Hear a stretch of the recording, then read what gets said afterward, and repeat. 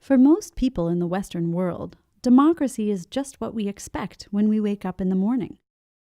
We expect to be treated as citizens with basic rights and responsibilities, and we like it that way. At the same time, though, large companies and corporations now rule the global economy in very questionable ways in terms of human rights, civil liberties, and the environment. In fact, democracy itself has been disrupted by capitalism, to the point that it's perilously close to extinction.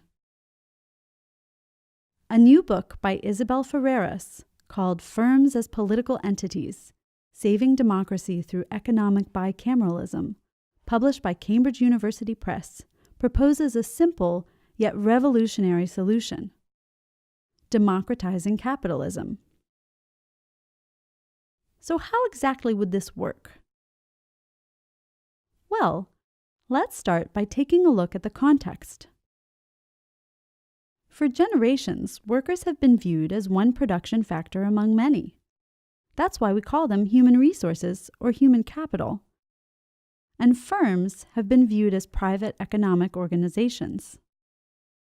But employees are also citizens, and they come to work with an expectation of democratic justice.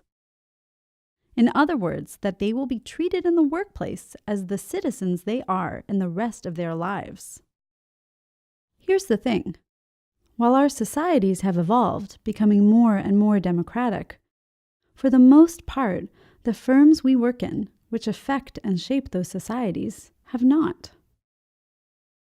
A firm's capital investors are its only members to have a voice in the major decisions affecting its future and the future of the communities in which that firm functions.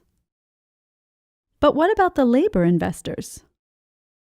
Although structures do exist to help their voices be heard, they do not have equal say in the government of firms. In other words, in the government of a major part of their own lives and futures. So what's the solution? Well, if we look back through history at democracies through the ages, as far back as Roman antiquity, we can observe that they all pass through what we'll call a bicameral moment, when, for society to continue functioning, those in power understood that their only option was to share that power or lose it altogether. In this way, the Roman patricians were forced to grant tribunes to the plebs. England saw itself obliged to establish a House of Commons alongside the House of Lords. And the United States of America set up a representative system to balance state and federal powers. Corporations today are in a situation that demands the same kind of transition. Currently, they're governed by boards of directors, much as if England were governed by a single property-owning House of Lords and nothing else. It's time for them to undertake a bicameral moment of their own and institute what we call economic bicameralism.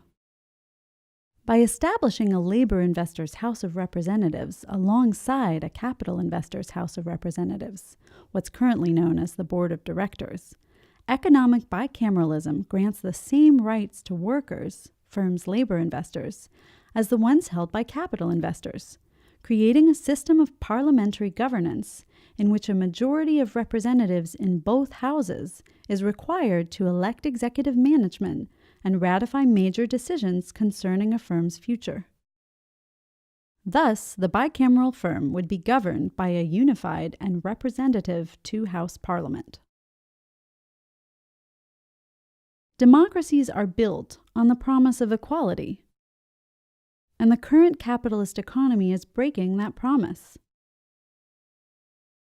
Economic bicameralism opens the door to greater equality, of opportunity, of voice, and of hope, offering us a powerful tool to help us to repair our social ladder, improve our workplaces, and protect our planet, while bolstering both our economy and our civil society.